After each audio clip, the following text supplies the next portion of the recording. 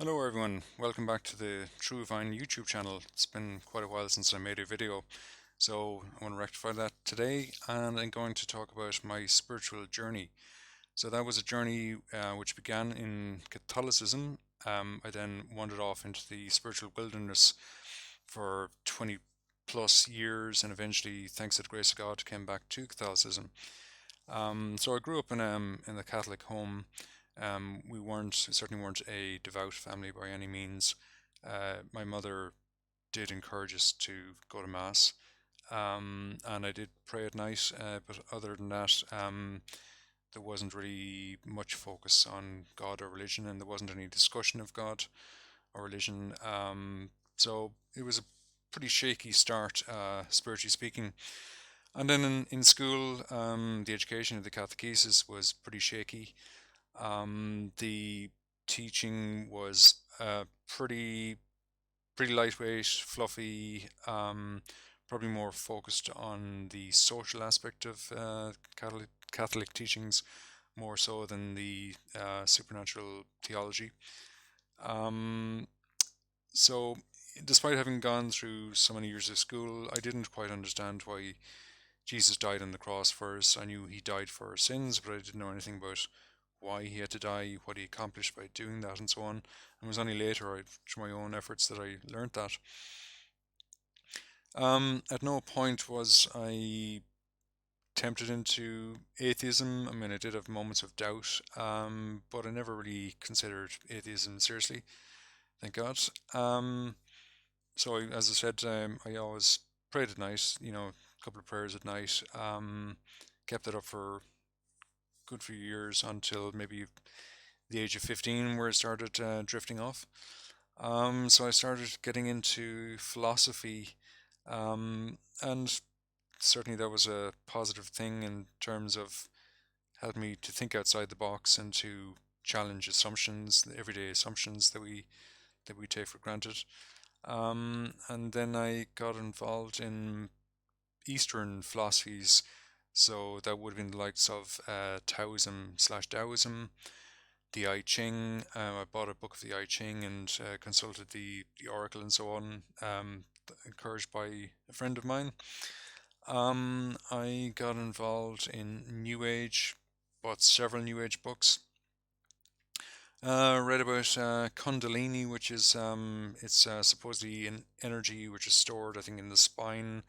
I read a lot about chi/slash prana, so they're the Chinese and the Indian terms for body energy. I was involved in Kung Fu, which is an energy based martial arts. I was reading about reincarnation and came to believe in reincarnation. I read about astral projection.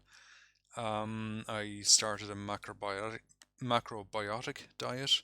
And I was also interested in yin and yang, that philosophy. So macrobiotics is a diet which is based on yin and yang. I also studied Buddhism, yoga, Hinduism, the Bhagavad Gita, all that kind of material. So pretty much anything but Christianity had me interested. I was also at the time listening to quite a lot of heavy metal music, Pink Floyd as it happens. So I was listening to Slayer, Sepultura, Death, Testament, heavy thrash/slash death bands. Certainly not living a proper spiritual life that a Christian should be living. Probably at the time, maybe had some anti-Catholic sentiments, like a lot of people. Didn't trust the church, didn't believe in the church. Stopped going to mass. Stopped going to confession. All those things. And just, as the years went on, drifting further and further away from Christ and his church. So at one point, when I was working for Dell Computers, I was introduced to a book called Autobiography of a Yogi, which is the biography of Paramahansa Yogananda, and he was the founder of what's called the Self-Realization Foundation, also known as the SRF. So when I started reading about this, I thought at the time that I discovered some great truth. some gem of wisdom and knowledge, and I became very, very enthusiastic about that, and became almost like an evangelist. And I signed up for the lessons. They send you out lessons, and you read the philosophy, and they teach you about breathing techniques. Um, so once I discovered that this knowledge was uncommon knowledge, so it was a form of Gnosticism that only a certain number of people know about, and it wasn't knowledge that was either hidden or just unknown um, to the population at large. Um, so I think I had this notion that the Catholic Church was either ignorant of this or was hiding that kind of knowledge. Probably leaning towards ignorance, I would say, but I thought I discovered something great and wonderful, and I was determined to get this knowledge out to lots of other people. So, as I said, I became an evangelist for that, and just pretty much talked about it incessantly and annoyed quite a number of people, blabbing on about it all the time. So it had, as I said, it's a Gnostic religion, based on yoga and Hinduism, and has concepts like Maya, which is the notion that nothing is real, everything is an illusion. It teaches reincarnation.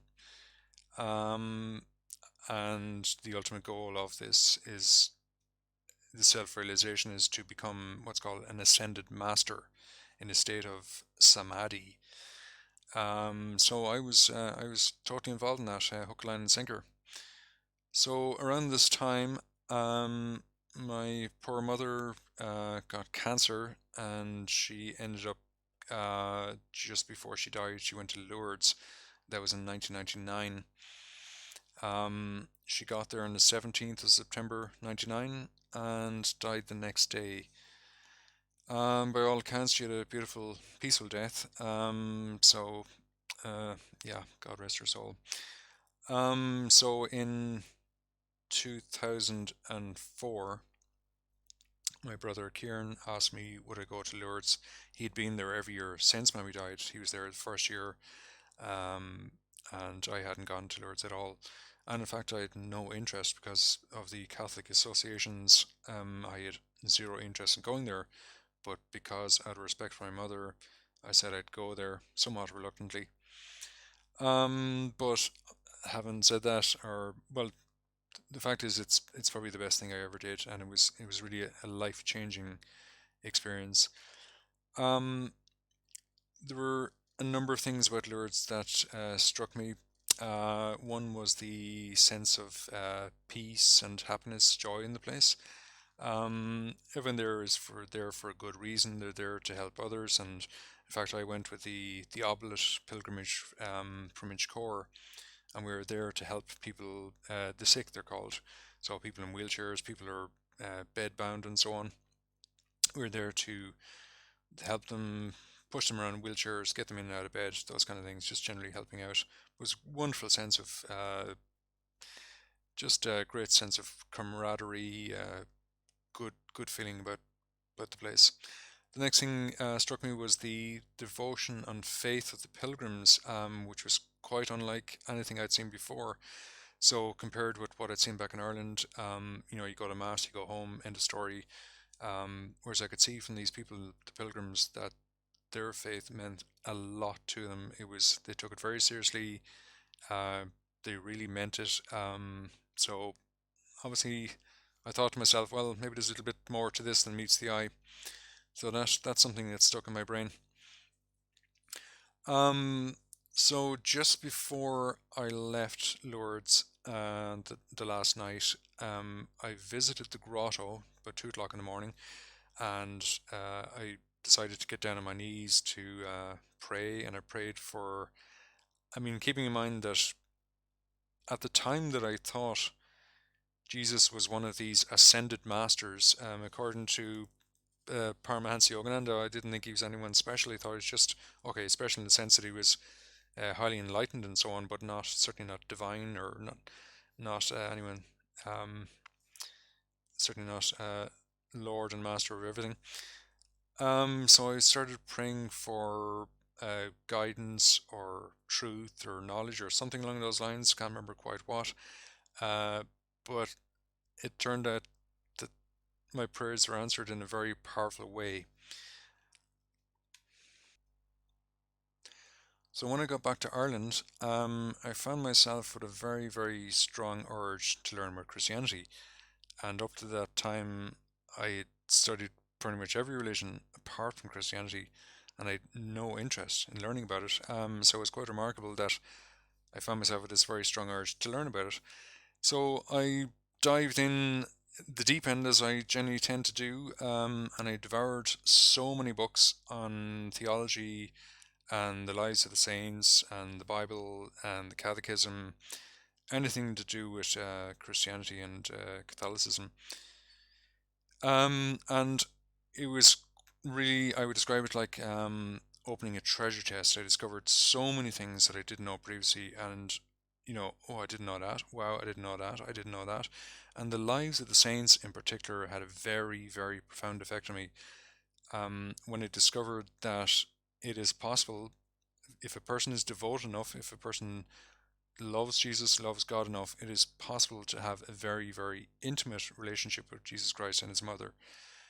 Something I didn't know. So when I started reading about the lives of the saints, I was just absolutely amazed by what happened in their lives. Absolutely fascinating. And one book in particular was the Diary of Saint Faustina. Totally blew my mind. Um, that was an absolutely life-changing book. I would highly recommend it. Um, okay then. So the next thing was, after all this reading and so on, I think one day, I think it was in 2005, I decided to set up an altar at home, and I took just got a table, put a statue of Jesus and Mary on this table. These were statues that my mother had given me, and I got down on my knees to pray. So what happened then was probably the most powerful emotional experience of my entire life, without any question. Um, what happened was that God gave me special knowledge, and I've since read that it's called infused knowledge. Um, so there was no vision, there was no voice or anything. I was just given knowledge, pure knowledge, infused knowledge. Um, and I I believe that was very much a miracle. So because I believe that this knowledge came from God, I just knew it with absolute certainty. There was no questioning what was, I believe, revealed to me. The first thing that was revealed to me was that I was a sinner, and that is something I had really never. Okay, I had heard of the word sinner and sin, but they meant nothing to me. And based on what I've been reading, from Hinduism and so on, sin was something that was fabricated, man-made. I didn't actually believe in it. So to have this sudden knowledge that I was a sinner was a very, very profound experience. And I found myself crying floods of tears and literally bawling my eyes out. And all the sins I committed throughout my life, all the the worst ones, let's say, they played out in front of my eyes, or in front of my mind, like a film strip, and it was just devastating to know how much I'd offended God. It was truly devastating and seriously emotional. Um, so, not sure how long that went on for, but the next thing that was revealed to me, the second item of knowledge, was that because I was very, very sorry for what I'd done, I was very, very remorseful, that I knew with absolute certainty that God had forgiven me. So the picture of the prodigal son from the Gospel of Luke popped into my mind, and it's like I became that prodigal son, and I became that son who was enveloped in God's love and His forgiveness and His mercy, and that was just, again, extremely emotional, and again, more floods of tears, um, just a just a wash of emotions. It was an absolutely incredible experience.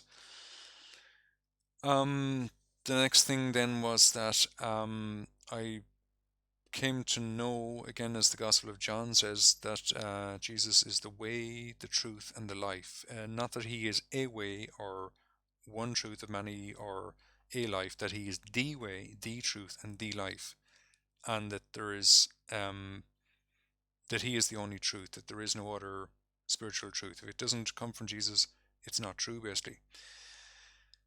So my understanding then was that, the knowledge revealed to me with absolute certainty, was that Christianity is the only true religion, that everything else is false. So the Hinduism, the Buddhism, the Islam, New Age, tarot, mediums, all those things were all false. And not just false, um, but false in the sense that they're, well, not just true, but dangerous, in the sense that all these things are deliberately designed to lead us away from the truth, uh, which is Jesus Christ.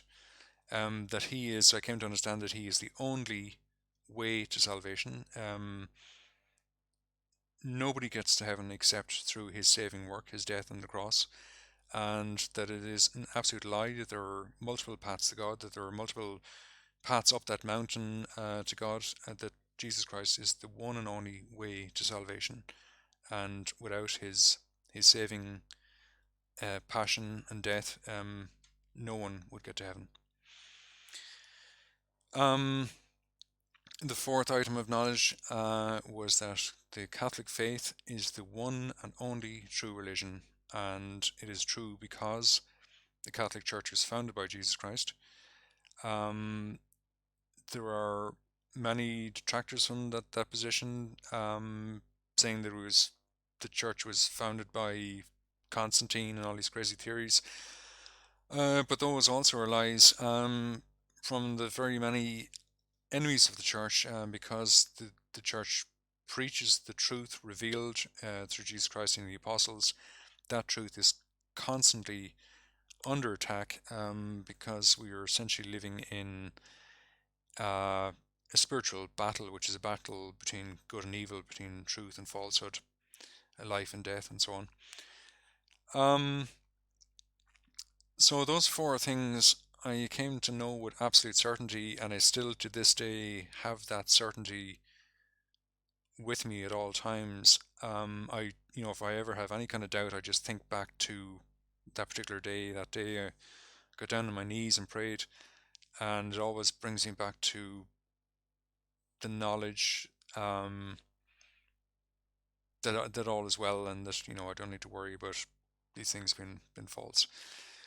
So after that, I suppose for a little while I was naive in thinking that, well, once I became a Christian, that things are gonna just move along quite smoothly and everything be rosy in the garden.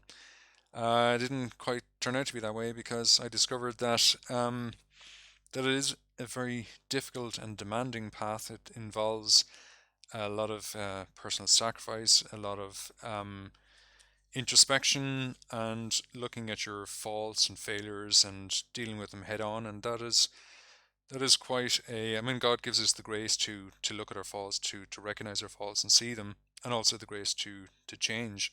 And that is a very painful growing experience. So I wasn't I wasn't expecting that, but that was a difficult one to deal with. So I understood that the need to mature, uh, the need for the absolute vitality of prayer, and I came to understand that, through prayer, that the prayer itself is vital. It's like it's vital as oxygen.